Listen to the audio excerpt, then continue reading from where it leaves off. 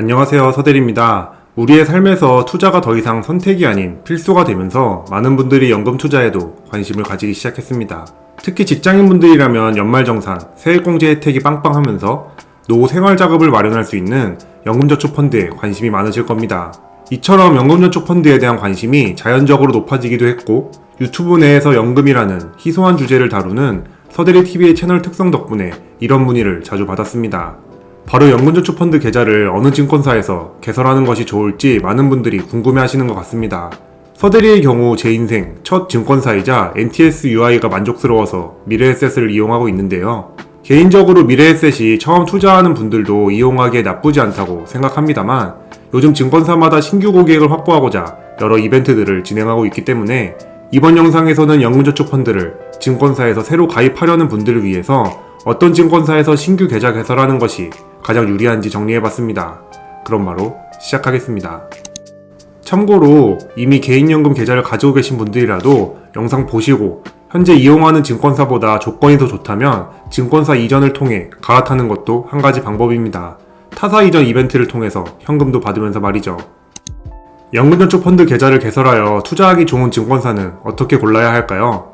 어떤 증권사에서 계좌 개설하든 투자할 수 있는 ETF는 동일하기 때문에 서대리가 선택한 기준은 크게 세 가지입니다. 중요도 순으로 정리해봤는데요. 첫째, ETF 투자 거래 비용이 적은가? 둘째, 신규 계좌 개설 이벤트 혜택이 좋은가? 셋째, 연금 수령하면서 남은 돈은 계속 투자가 가능한가? 이렇게 세 가지입니다. 그럼 한 가지씩 추가 설명을 하면서 기준 선정 이유와 증권사별 비교를 해보도록 하겠습니다. 재테크가 복잡하고 어려워 보이지만 본질은 심플합니다. 나가는 비용을 줄이고 투자 수익률은 높이면 됩니다.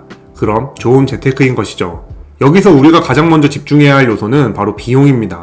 물론 비용도 낮추면서 투자 수익률도 끌어올리면 좋겠지만 이는 100% 장담할 수가 없습니다. 주가 예측은 신의 영역이니까요. 반면 거래 수수료 등의 비용은 본인의 노력 등에 따라 확정적으로 줄일 수가 있습니다. 그래서 우선 나가는 비용부터 최대로 줄여놓고 이후에 투자 수익률을 높이는 방법만 고민하면 되죠. 연금저축펀드에서 비용에 해당하는 부분이 바로 ETF 거래 수수료입니다. 물론 연금저축펀드를 운용하면서 발생하는 비용은 ETF나 펀드 운용 보수 등이 있지만 이는 어떤 증권사를 선택하는 것과는 상관없이 해당 종목에 투자하면 발생하는 것이기 때문에 논외로 하겠습니다.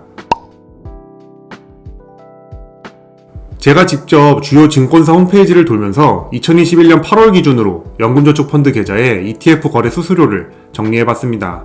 생각보다 수수료 자체가 낮다 보니 증권사별 차이가 별로 안 나 보이지만 가랑비에 옷 젖는다는 속담이 있듯이 거래 수수료가 얼마 안 된다고 무시하면 안 됩니다. 투자금이 적을 때는 큰 차이가 없지만 저희는 나중에 몇 억씩 굴리는 부자가 될 것이기 때문에 거래 수수료를 조금이라도 낮춰둬야 합니다.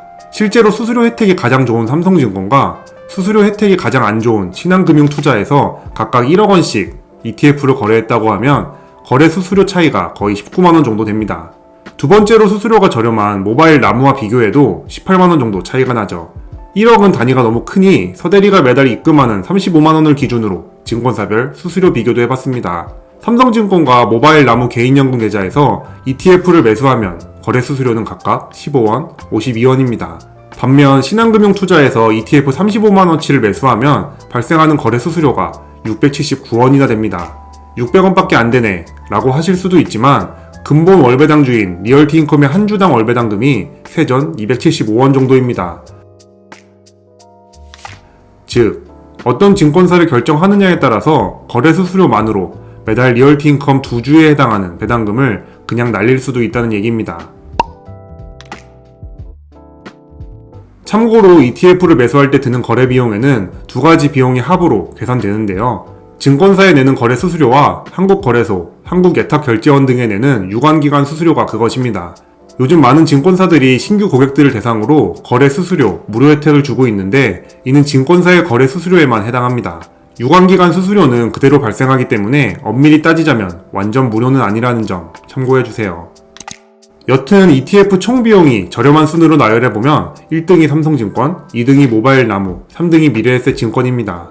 아무래도 현재 삼성증권이 통 크게도 2021년 12월 31일까지 증권사 거래 수수료 완전 무료 이벤트를 하고 있기 때문입니다. 다만 12월 31일이 지나면 부활하는 삼성증권의 거래 수수료가 0.29%로 다른 증권사들보다 0.1%포인트 정도 높기 때문에 기간에 따른 수수료 변동을 신경 쓰고 싶지 않은 분들이라면 처음부터 모바일 나무나 미래에셋 증권에서 연금저축펀드 계좌 개설하는 것이 비용 측면에서 유리하다고 봅니다. 이왕 연금저축펀드 계좌 개설하는 거 거래 수수료가 저렴하면서 다양한 현금성 혜택도 받을 수 있으면 좋겠죠. 그래서 2021년 8월 기준으로 증권사별 연금저축펀드 신규 계좌 개설 리워드도 표로 정리해봤습니다. 증권사별 리워드 혜택과 이를 받기 위한 조건이 워낙 다양하기 때문에 객관적인 숫자로 비교하기에는 어려울 것 같은데요. 우선 최대로 뽑아먹을 수 있는 금액 기준으로 정리해봤습니다. 리워드 조건이 대부분 특정 금액 이상 매수해야 하는 것이지만 워낙 증권사마다 세부 조건이 다르기 때문에 디테일한 내용은 증권사 홈페이지를 참고해주세요. 총 혜택을 현금으로 환산했을 때 가장 조건이 좋은 증권사는 키움증권입니다. 하지만 ETF를 10만원 이상 매수하면 받을 수 있는 1만원 외에 나머지 12만원을 받기 위한 조건이 까다롭기 때문에 굳이 현금을 노리고 키움증권에서 계좌 개설하고 투자하는 것은 비효율적이라고 생각합니다. 이 관점에서 현금성 이벤트 기준에서도 삼성증권이 가장 괜찮지 않을까 싶습니다.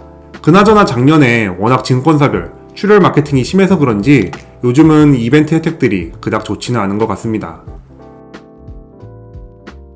연금 투자하시는 분들 사이에서 작년에 핫 이슈가 되었던 사항으로 연금 수령을 시작하면 투자를 계속할 수 없다는 이야기가 나왔습니다. 그래서 연금저축펀드에 투자하면 안 된다는 주장이 힘을 받았었는데요. 이에 많은 투자자들이 증권사에 문의한 결과 현재는 연금 수령을 시작한 이후에도 지속적으로 ETF 투자가 가능하다는 답변을 받았습니다. 현재 서대리가 확인해본 증권사는 미래에셋 증권과 NH증권입니다. 이 두 개 증권사는 연금 수령을 개시한 후에도 계속 투자가 가능하며 ETF를 매도하면서 필요한 만큼 연금 수령을 할 수 있다고 합니다. 참고로 오피셜은 아니지만 키움증권의 경우 펀드는 되고 ETF는 안 된다고 하는데 이 부분은 제가 휴가 때 고객센터를 통해 확인해 보도록 하겠습니다. 혹시 구독자님들 중에서 이용하시는 증권사 연금저축펀드에 연금 수령 이후 투자 가능 여부를 알고 계시다면 댓글로 제보 부탁드립니다. 근데 지금 이용하시는 증권사가 연금 수령 후 투자가 안 된다고 해도 크게 걱정하실 필요는 없습니다. 연금 이전 신청을 통해 언제든지 증권사를 변경할 수 있기 때문이죠. 현금도 받으면서 말입니다. 세 가지 기준을 통해서 살펴본 것처럼 연금저축펀드 신규 계좌 개설 및 투자를 고려하는 분들이라면 현재 삼성증권이 가장 효율적인 선택지라고 생각합니다. 그 대신 삼성증권의 수수료 무료 이벤트가 2022년에 연장되지 않는다면 모바일 나무나 미래에셋 증권을 선택하는 것이 장기적인 관점에서 조금 더 합리적이라고 생각합니다. 그리고 현재 미래에셋 증권과 NH증권은 연금 수령 개시 후에도 투자가 가능한 증권사이기 때문이죠. 연금저축펀드 계좌를 어느 증권사에서 개설할지 고민하고 계시는 분들에게 도움이 되었으면 좋겠습니다. 그럼 오늘도 긴 영상 시청해주셔서 감사합니다. 지금까지 서대리였습니다.